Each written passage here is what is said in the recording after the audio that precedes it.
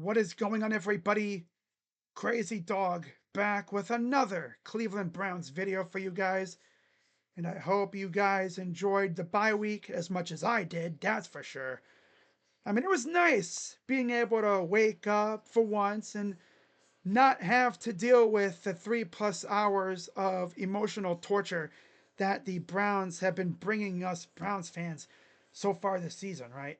I mean, it was nice to just sit back and watch football without having to stress out, right? Of course, if you're a Bungles fan right now, uh, that's tough, right? Him all the way back against the Bears, took the lead, looked like you were going to win, and then they snatched the victory right from under your nose. That's a very Browns-ish way to lose, if you ask me. That's tough. That's tough, man. Damn. Wow. But yeah, so in this video, I'm going to talk about an article that was posted by Adam Schefter yesterday. And believe it or not, there's a tiny little piece at the bottom of the article that actually talks about the Browns.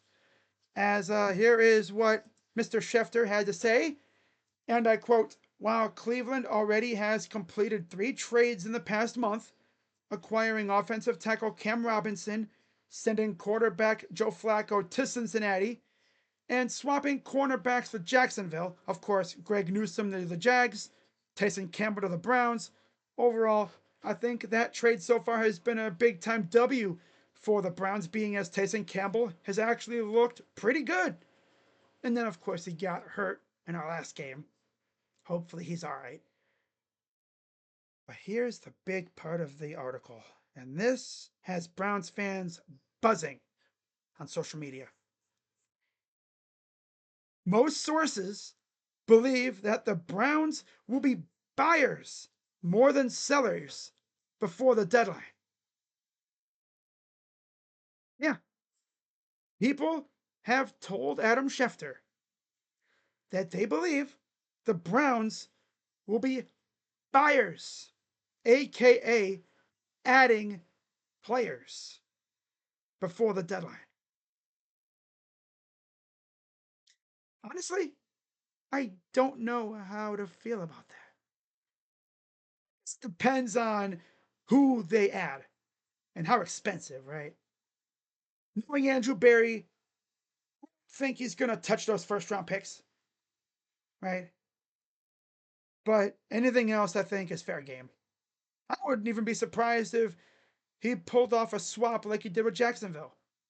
Maybe he trades a depth player for a solid young starter. Who knows? Now, Schefter finished up the piece by saying, and I quote, "The Browns do not sound inclined to trade tight end David Njoku, but they have been calling around the league, still looking to add quality young players to their roster." Does not necessarily say starters, though, just young players. Now, as far as what position groups they could bolster if they were to add, it's pretty obvious what they would be trying to add to. Uh, the worst receiving core we've ever seen, pretty much. Yeah, they would have to add a receiver because they're trying to evaluate these rookie quarterbacks, right? Dylan Gabriel or even possibly Shador Sanders. It's impossible to evaluate them correctly when you got a receiving core that, other than Jerry Jeudy, has done next to nothing. And even Jerry Jeudy has barely done anything this year, except for drop easy passes. Yeah, he's back to doing that again. Of course. Coming off an amazing year last year. Of course, this is what happens, right? But yeah, other than Jerry Jeudy, they have Isaiah Bond, who really hasn't done anything at all. Jamari Thrash, who has been solid. Gage Larvadane, okay, and Malachi Corley. I mean, our receiving core is so bad. Our tight ends have done way better. Harold Fannin is essentially our leading receiver at this point. That kid is looking like an absolute dog. And honestly, it's Harold Fannon's, I guess, uprising, right? His arrival, his ascension, that has had people talking about trading David Njoku. But I'm like, so what? Is it illegal to have two good tight ends, especially with the system that we run, right? Yeah, it must be nice to have two really good tight ends, which we now have that. It would be such a Browns thing for them to finally have two really good tight ends, and then they turn around and trade David Njoku. Now I love Harold Fannin, but I don't know if he's ready to take on that kind of workload just yet. He's getting there though. But if they were to add a receiver, it'll be interesting to see what names they get connected to. Because as of right now, obviously, I have heard nothing. I know Browns fans are going to immediately come out and say Jalen Waddle, Garrett Wilson, Chris Olave. I don't know if they're going to be going after those types of receivers because, especially Jalen Waddle, is going to be very, very expensive. And I don't think Andrew Berry is going to want to dip into that first round pick treasure trove that he has. He has two of them this year. I mean, you don't really want to trade one of your first rounders for a guy like Jalen Waddle, right? I mean, if he did, I'd be kind of like, what? My jaw would hit the floor if we traded for Jalen Waddle. I think you would do the same thing if we traded for Garrett Wilson. In fact, if we traded for Garrett, my jaw would go through the floor. In a good way, because, Garrett Wilson's an absolute dog. And I mean, of course, poor Garrett, he would go from whatever they have in New York with Justin Fields and Tyrod Taylor to Dylan Gabriel. Shador. Hey.